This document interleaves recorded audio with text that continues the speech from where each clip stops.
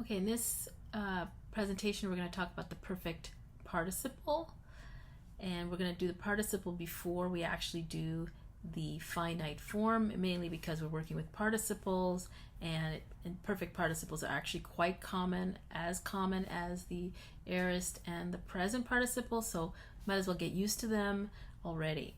So let's move into looking at it. So we're going to be using the principal parts as a way of starting out with the stems. So let's have a look at the principal parts involved. All right, so we will be using then the perfect active and the perfect passive principal part, that is the fourth and the fifth principal part. That is where we're going to get our stems to deal with the participles.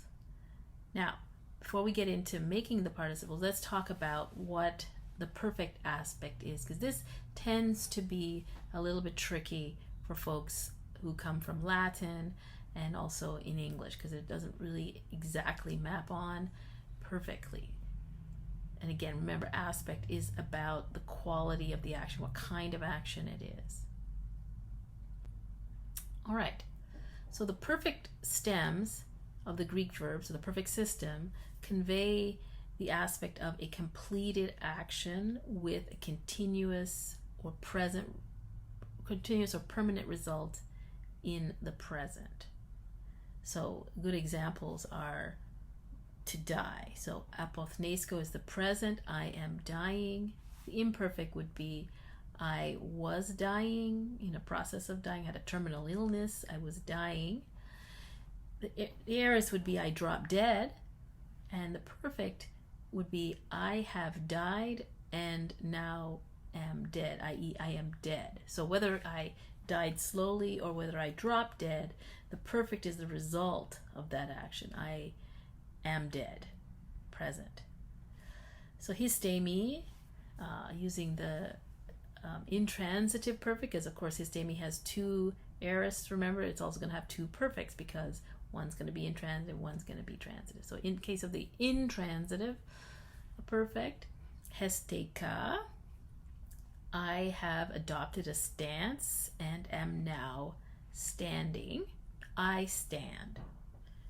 Right? So I'm now standing, or I stand. It's not I stand up. That would be aorist. Or I was standing up, was in the process of standing up. That would be imperfect. I am standing is perfect, because it's a result of adopting the stance of standing. Mimnesko, another one. I remember, right? I currently am in the process of remembering. I remembered, I used to remember, I used to think about, etc. Past tense. Now I have called to my mind and am now remembering. I'm in a state of remembrance. So we can think about in Latin too, memini is also perfect for the same reason. The idea is that I have called to my mind, that's the action in the past, and now I'm in a state of remembrance. I remember this thing. Kaleo, to call. I call. Usually in the middle is where you're going to see the perfect a lot. I have been called, right? I have been named. I am called. I am named. My name is, right? So keklemai, I am called Apollonia. Taomai is to come into possession. I have acquired taomai. But the perfect would be kektemai, I have now possessed. So I have acquired and I now possess. I have in my possession. I possess. Okay? So again, the consequence of that action of acquiring, I now have it. Ornumi is to swear, right? So I swear an oath.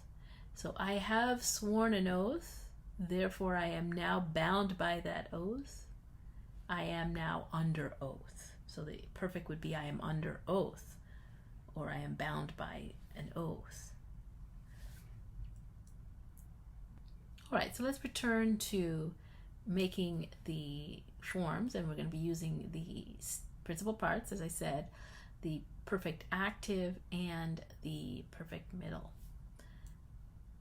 So how do we get our stems? Well, first of all, what we're going to do, as we always do, is we knock off the personal ending. So in the case of the perfect, the personal ending in the first person part is that alpha. So we knock it off, alpha, knock off the alpha. And that gives us our stem. So this is te timeka from timao. And so the stem is going to be te timake. Right? Pe polytuo from polytuo is going to give us pe polytuk. Ripto, so erifa, get rid of the alpha, we get erif, that's our stem. And lepo, leloipa, loip, leloip is our stem. All right, and in the middle passive, we'll see what we're going to do is we're going to knock off the personal ending, which is my, which gives us timime as our ending, as our stem. Right? Pepolutumai, knock off the my, leaves us with pepolutu. Erimai, knock off the my, leaves us with erim. Lelemai, knock off the my, leaves us with lelem. All right, so here are some verbs. I'm going to actually show how the principal parts are going to work. So we're going to work with these here, just randomly selected from Master Nardi's list in alphabetical order. So here we go.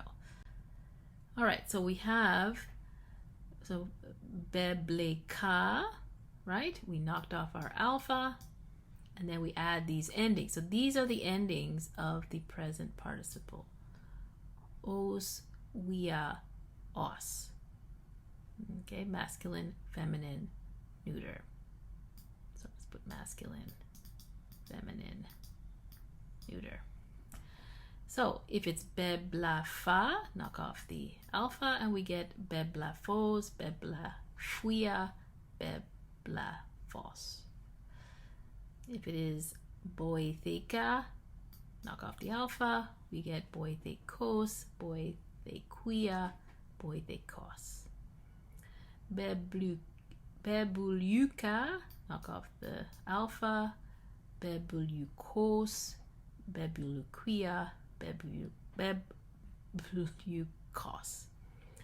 And gegameka, knock off the alpha, gegamekos, gegamequia, gegamekos. Now here's how they decline. You'll see here that the masculine and the neuter are both third declension. So they have the nominative kos, and the neuter nominative is kos, and then the genitive is kotos. So that's usually a third declension. Kos kotos, kos kotos. Right? And then the dative koti for both, koti. And then the masculine accusative is going to be kota, whereas the neuter is just going to be kotos, because of course neuters always have the nominative and the accusative as the same. Then we move into the plural. It's lelucotes, and the neuter is going to be kota, because of course neuters usually have alpha as their plural. Then you have koton, genitive plural, and the neuter is going to be the same. Kosi, dative plural, and the neuter is going to be the same. And then the accusative plural, kotas for the masculine, and again kota for the neuter, because again the neuter nominative and accusatives are always the same. Now the feminine is just your alpha declension feminine. So here we have quia, quias, long alpha, and we know it is by the accent, so it's a long alpha. Quia, then quian,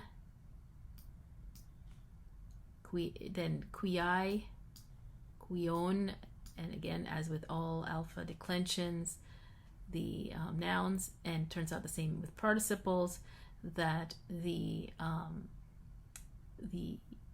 genitive plural takes the circumflex. And cuiais and cuias. Okay, so yeah, so it's one of these mixed declensions for the participle. Masculine, feminine, once again, is our third declension, whereas the feminine is a alpha declension. All right, so what happens when they don't have a kappa? Or again, it doesn't really matter what how that that principal part is. What you're doing in the active is you're knocking off the personal ending, which is the alpha, and you're sticking on the participle endings, which are os, wia, os. So here, gegona becomes gegonos. Egnoka, knock off the alpha, egnokos. Gegrapha, knock off the alpha, gegraphos. Gegumnaka, knock off the alpha, gegumnakos. Dedapaneka, knock off the alpha, you get dedapanekos. Deja, knock off the alpha, you get dejos. Dedecos. Dedeca, dedecos. All right, now what about the middle passive? So middle passive endings are already known. They're the same as middle passive participles or in the present. The menos, mene, menon participle endings. So that's not going to be anything new. But what's different is that to distinguish between the perfect middle passive, to distinguish it from other middle passives or middle endings, the men, so the penult is accented. It's a persistent accent on the penult. So we're getting the accent on that epsilon in the men. All right? So here's some examples. Pe paidumenos. Pe pulagmenos. Okay, so the accent will be on the penult. So, all right, so let's look at how that works.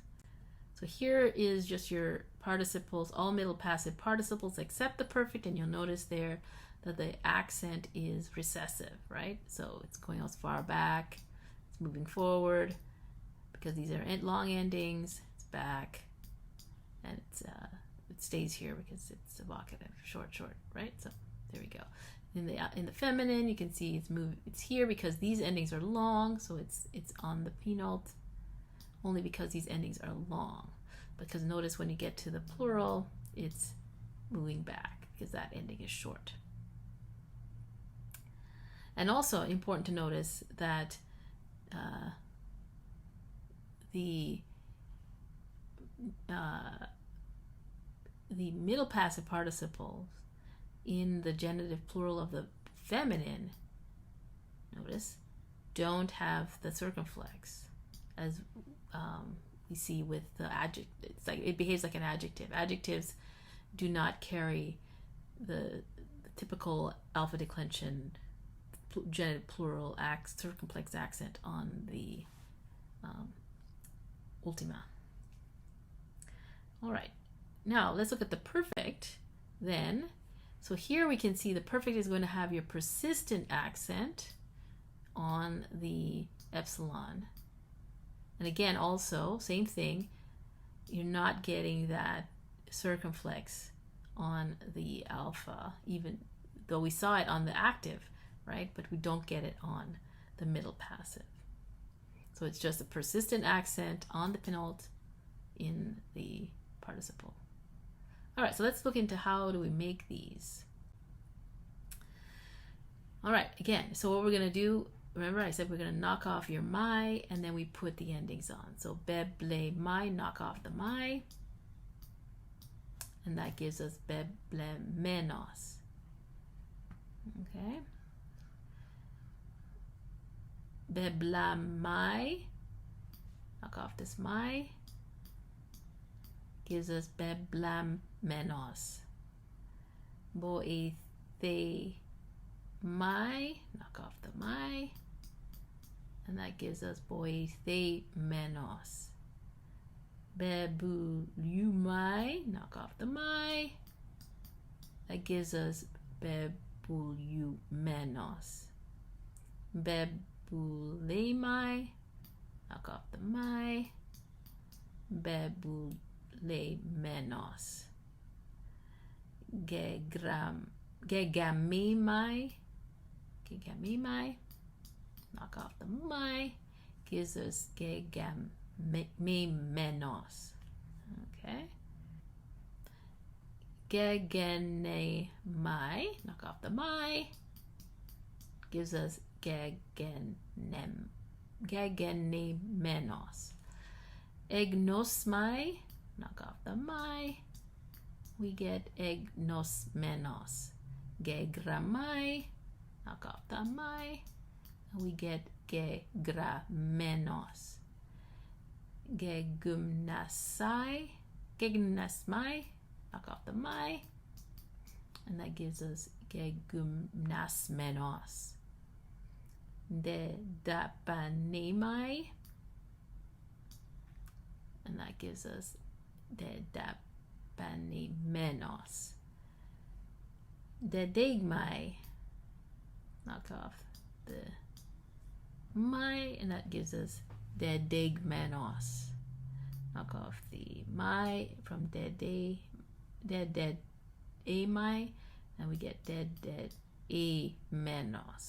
Okay, so the perfect participle is pretty straightforward. And remember, it's going to refer to a state. So something like gymnasmai, which is having become, I'm now in a state of nakedness. The participle then would be the man or the woman or the child that is naked or who is naked in the state of nakedness. Having been stripped naked. So I'm stripped. Okay, so that we will I'll take as a given, and we will move on to the next idea, which is going to look at the indicative forms of the perfect.